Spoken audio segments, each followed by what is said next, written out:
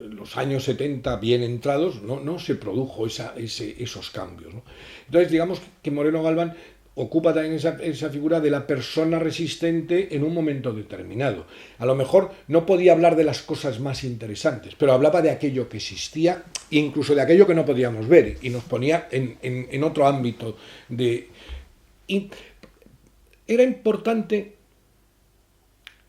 quizá parezca de perogrullo, pero era importante que le diera importancia al arte en un país donde no se le daba importancia al arte. José María siempre vio, y el vio hay que subrayarlo, las obras. Es decir, nunca hablaba de oídas, nunca hablaba de lo que otro había escrito sobre las obras, nunca hablaba de lo que alguien había dicho, siempre atendía a las pinturas, a las esculturas, a los edificios, a la arquitectura. Siempre la obra era el referente fundamental, el elemento fundamental.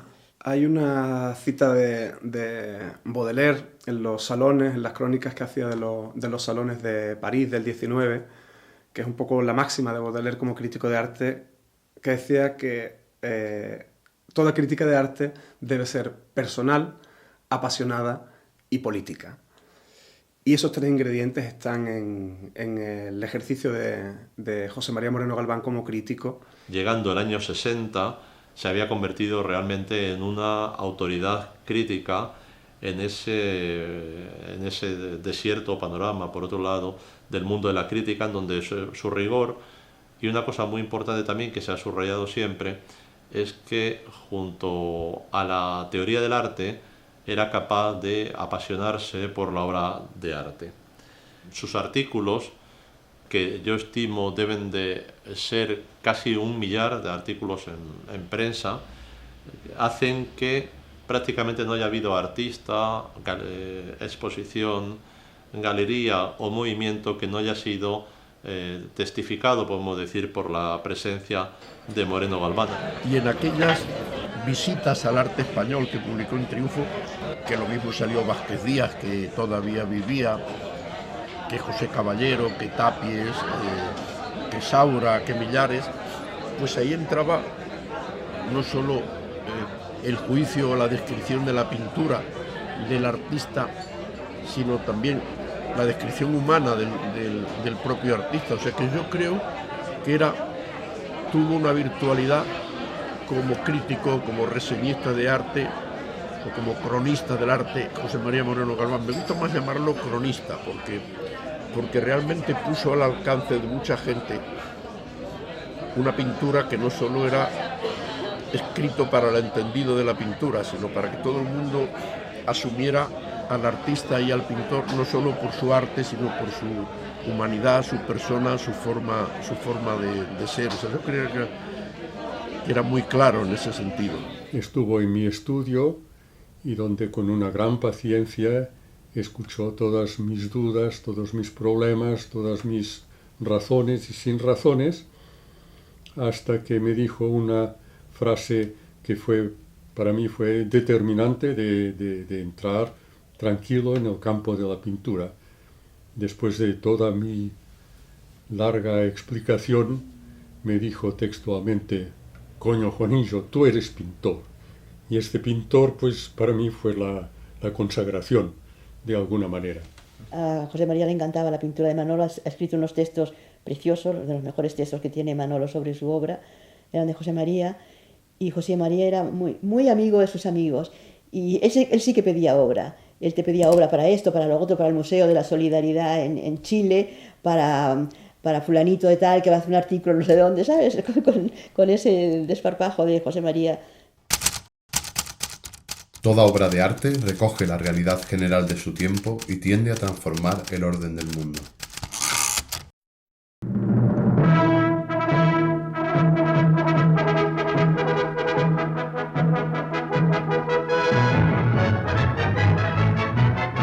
En estos años también, pues es importante subrayar cómo da también su apoyo a una experiencia muy puntera en la época, que son las intervenciones que 6 artistas invitados por Manrique, ahí están Millares, Rivera, Rueda, Pablo Serrano y Sempere, junto al propio Manrique, plantan, podemos decir, en un domingo de marzo del año 63 en la calle de Preciados, y que se ha convertido en una de las primeras ocasiones, incluso en Europa, en que el espacio público ha sido cedido para los artistas.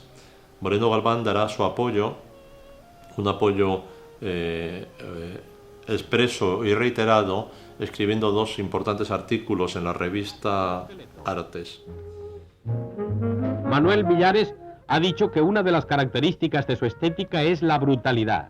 Para sus fines lo mismo sirven los bidones de alquitrán que las alpargatas. La reacción del público es tan variada como aquí puede advertirse.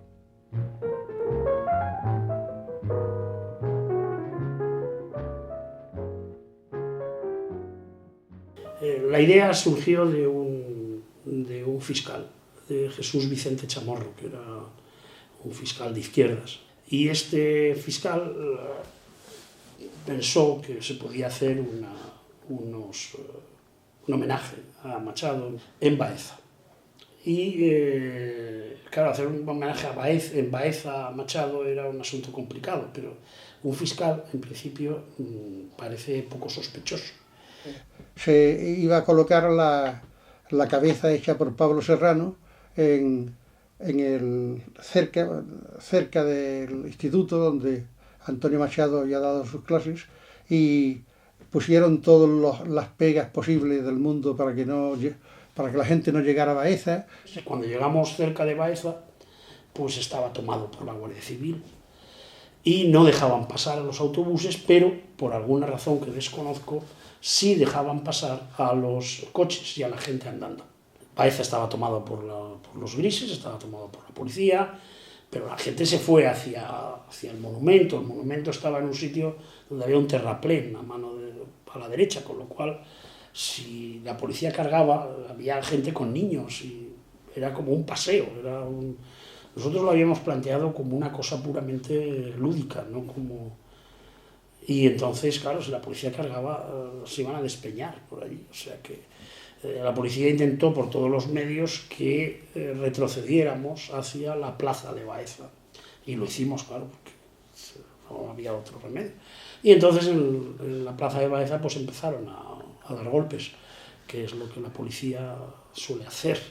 Y nos detuvieron, me parece que fue a 27, algunos de los cuales pues habíamos tenido también algo que ver en la discusión con la policía, entre los cuales estaba José María Moreno Galván. Le pusieron una multa, bueno, primero se lo llevaron preso, encadenado, además, una cosa realmente alucinante. Le pusieron unas cadenas, que iba arrastrando las cadenas, y lo metieron en una camionetita, y allí iba con las cadenas y yo detrás con el coche, viéndolo atado allí con las cadenas y haciéndome así con las cadenas.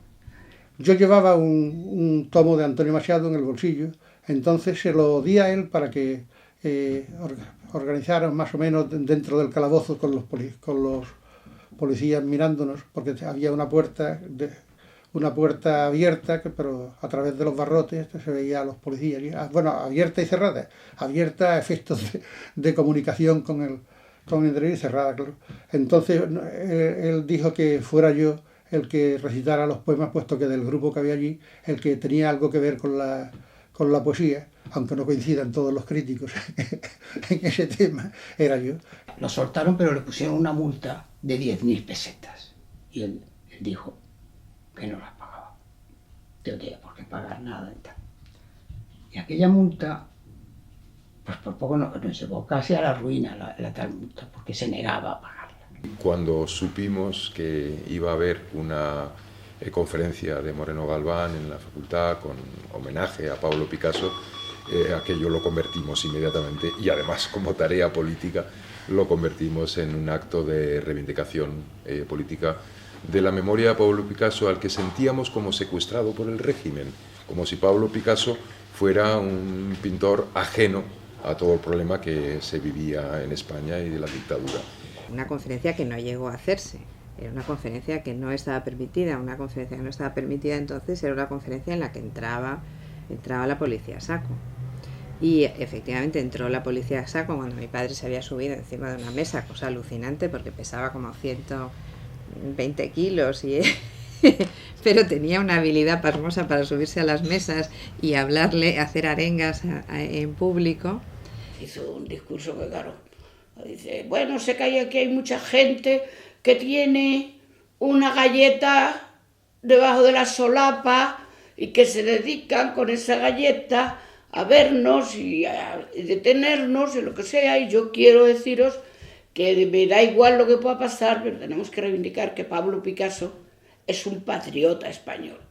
Y claro, todo el mundo porque es que a él le ofrecieron la nacionalidad francesa, y aunque de origen era español, pero dijo, no, yo no quiero ninguna nacionalidad, tengo la patria del mundo, tengo la internacional, y eso es lo que quiero seguir siendo. Pero inmediatamente se desató un silbato enorme, gritos, carreras. Entró la policía, empezó a pegarnos a todos, una paliza bestial. Y mientras tanto mi padre me llamaba a gritos, me decía, Carola, Carola, Carola, por favor, tabaco, tabaco. Y era porque estaba claro, sabía perfectamente que iba a estar varios días encerrado y necesitaba tener su tabaco y se había echado mano al bolsillo y había visto que no llevaba tabaco. Un buen día, pues aparecieron los del juzgado, los que fueran, no me acuerdo quiénes eran, con la policía y nos embargaron la casa. Le dije a José María, vamos a quitar los cuadros, José María. Dijo, no quites los cuadros porque los cuadros no los quieren. Pero hombre, que no los quieren. Cuando vean un Miró aquí, tal como no van a querer. Y ya verás, tú tranquila.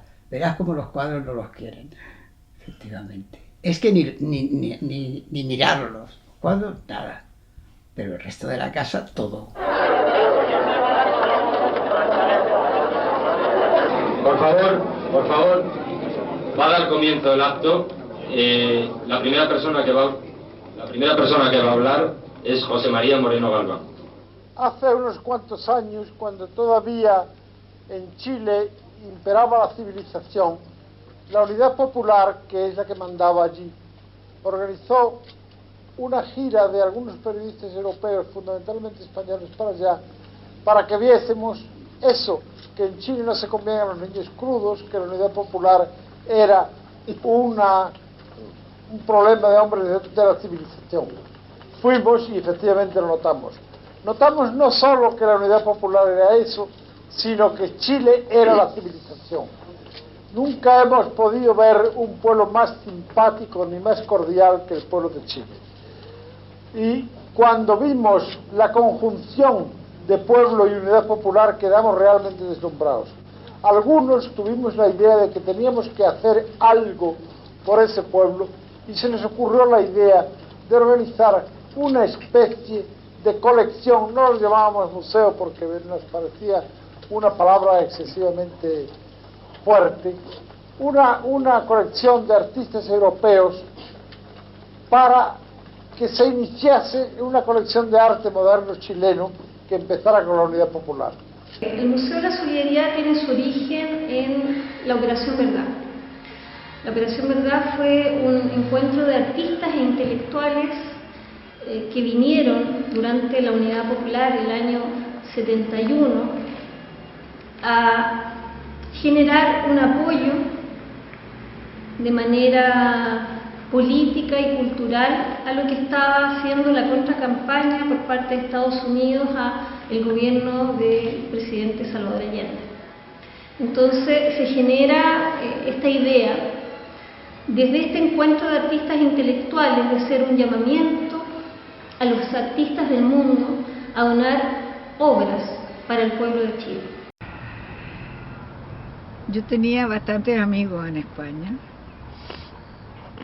y cuando se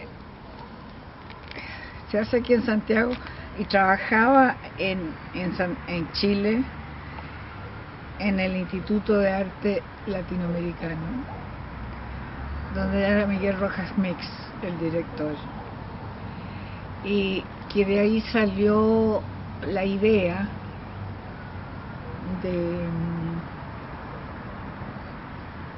de la famosa Operación Verdad. Y ahí estaba Balmes como que era de la Chile también, Pedro Miras también. Y se hizo esta Operación Verdad, se invitaron a distintas personas en distintos países, y entre ellas José María de España, y llegó aquí. Estamos hablando de la primavera de 1971. Y José María, estuvimos allí una semana maravillosa en Chile, disfrutamos como enanos, como se suele decir. Y José María disfrutó, yo creo que todavía más, por su relación con los artistas chilenos, pintores, críticos. Él le contó a Balmes, dice, mira, yo conozco a muchos artistas internacionales, sobre todo franceses e italianos, también norteamericanos. ¿Por qué no organizamos un museo de arte contemporáneo? Ojo, estamos hablando del año 71, no existía el Pompidou, no existía el Reina Sofía, bueno, Reina Sofía no había ni sombra de que fuera a existir. El Museo Español de Arte Contemporáneo está entonces en la Biblioteca Nacional, ni siquiera existía el de la Ciudad Universitaria. Es decir, no existía la idea casi de museos de arte contemporáneo. Y le hace, y él se le ocurre incluso una idea de un museo del presente, porque era pedir obras inmediatas para el museo. Balmes se entusiasma con la idea y no se le ocurre más que decir, vamos a contárselo al presidente. Y dice Moreno Galván, ¿cómo que se lo vamos a contar al presidente? Dice, claro, subimos y hablamos con el presidente y se lo contamos. A Moreno Galván le parecía imposible que se pudiera subir con tanta tranquilidad y hablar con el presidente. Bueno, no es que subieron y hablaron, subieron, le preguntaron a la secretaria, esperaron un rato y pasaron a ver al presidente Allende, con toda naturalidad. Y Balmes decía que para Moreno Galván era como un sueño, un país donde el presidente era tan absolutamente accesible. Hombre, contaba también Balmes que cometieron el error de contárselo a Allende, con lo cual, hasta el año 72, cuando se inauguró el museo, Allende le llamaba casi todos los días a Balmes. Llamaba a las 5 de la mañana, a las 4 de la mañana. Y entonces uno decía, ¿quién es? El doctor, me decía. Y qué bueno, el doctor, siempre me decía el doctor. Bueno, ¿qué pasa, doctor? ¿Y qué pasa? ¿Qué pasa con este Museo de la Solidaridad? ¿Llegan las obras o no llegas? No, si todo va a llegar. El doctor era eso, ¿me entiendes? Increíble. Estuvimos en el Teatro Circo Caupolicán con motivo del 30 aniversario de la fundación del Partido Socialista Chileno, que entre los fundadores estaba Salvador Allende.